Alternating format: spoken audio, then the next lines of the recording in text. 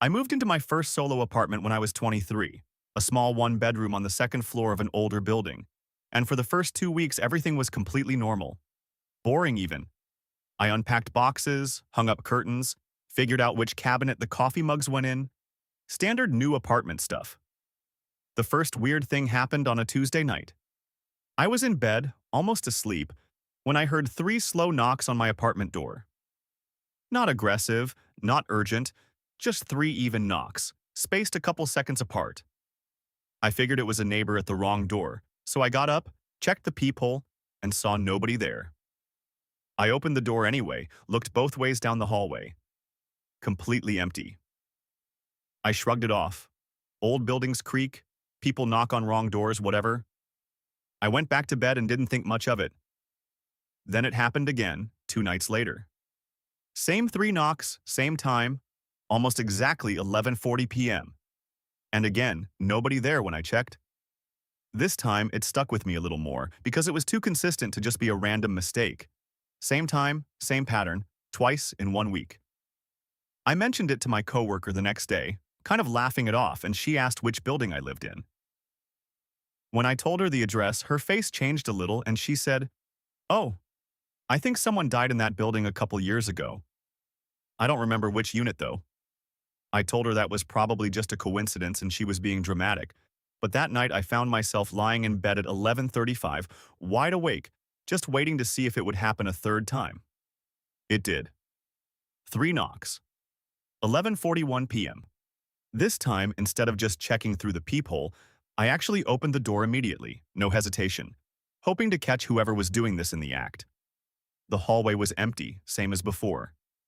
But this time, right in front of my door, there was something on the floor that hadn't been there earlier. A single key.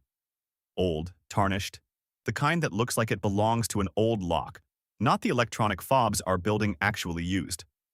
I picked it up, turned it over in my hands, no tag, no marking, nothing indicating what it opened. I brought it inside and set it on my kitchen counter, telling myself someone probably just dropped it and I'd hand it to the building manager in the morning. But something about it felt wrong sitting there. I actually ended up putting it in a drawer just so I didn't have to look at it. The next morning, I went down to talk to the building manager, an older guy named Frank, who'd clearly worked there forever. I described the knocking, showed him the key, asked if he knew anything about my unit's history. Frank got quiet for a second, longer than felt normal, and then told me that, yes, a tenant had passed away in my apartment about 3 years earlier. An older woman lived alone, no immediate family that anyone knew of. She'd apparently been found after neighbors noticed mail piling up. He said the unit had been repainted and recarpeted before I moved in. Standard procedure, nothing unusual about that. I asked him about the key. He looked at it for a long moment, then said something that made my stomach drop.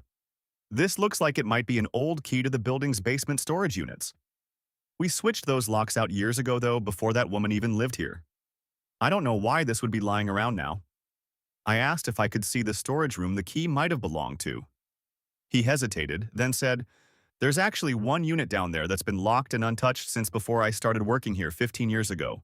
Nobody's ever had the key for it."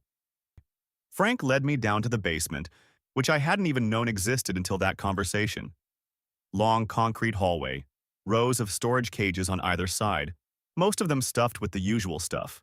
Old furniture, bikes, boxes. At the very end of the hall was a single unit that looked different from the rest. Older lock, rust around the hinges, no name tag on it like the others had.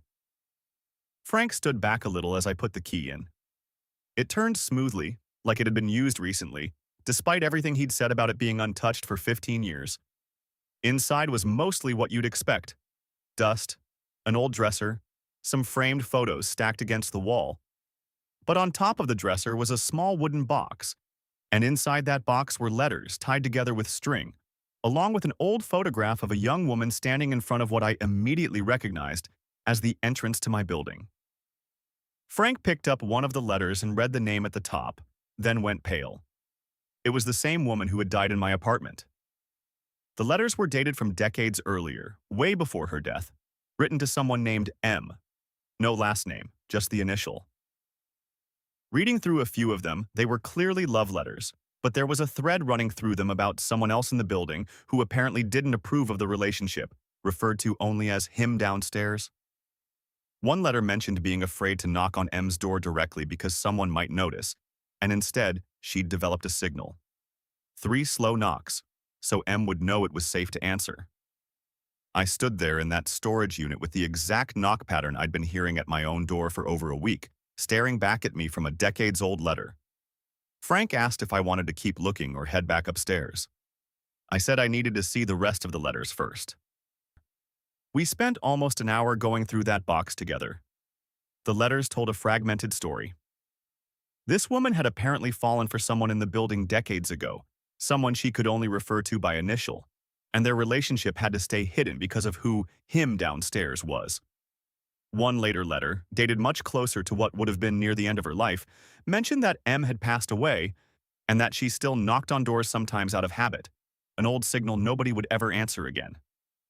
Frank, who'd been quiet through most of this, finally spoke up and said something that made the whole thing click into place. He remembered now, one of the building's very first tenants, decades back, had been a man everyone in the building just called by his first initial because of some kind of dispute with his own family. Frank hadn't thought about him in years, but the pieces started fitting. M had lived in my apartment, not the woman who died 3 years ago, M, decades before her. The woman with the letters had lived somewhere else in the building and used to sneak down to knock on his door using that exact signal, 3 slow knocks, so he'd know it was her and not him downstairs, who turned out, based on one letter, to be her own father, checking on her. So the knocking I'd been hearing wasn't random. It matched a signal invented decades ago by 2 people who were both long gone, tied specifically to the apartment I now lived in. I asked Frank the obvious question. How were the knocks still happening now, all these years later, if both people involved were dead? He didn't have an answer. Nobody did. What we did figure out, going through building records afterward, was that the woman who died 3 years ago in my apartment had actually been the daughter of that first woman, the letter writer. She'd apparently requested that specific unit when she moved in, years after her mother had passed, though nobody currently working there remembered why at the time. That night, I didn't sleep in my apartment. I stayed at a friend's place telling myself I just needed a break from the whole thing, though if I'm honest, I was scared. Not of anything jumping out at me, just scared of that door and what those 3 knocks might mean now that I actually knew where they came from. I went back 2 days later, mostly because I couldn't afford to just abandon my lease over something I couldn't fully explain. The knocking happened again that first night back. Same time, same pattern. This time, instead of getting up, I just lay there and said out loud, to nobody, I know who you are now. You can rest. I know how that sounds.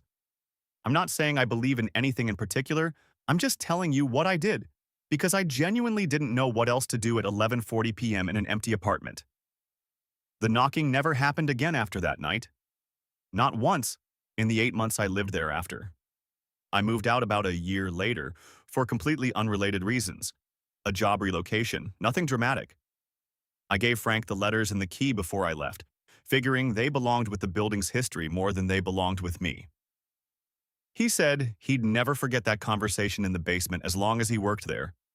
I still think about it sometimes, especially late at night when a floor creaks somewhere in whatever apartment I'm in now. I don't know what actually happened in that building, whether it was something explainable I never fully understood, or something else entirely. All I know is what I heard, what I found, and the fact that it stopped the exact night I said something out loud to an empty room. Make of that what you will. I still don't know what to make of it myself.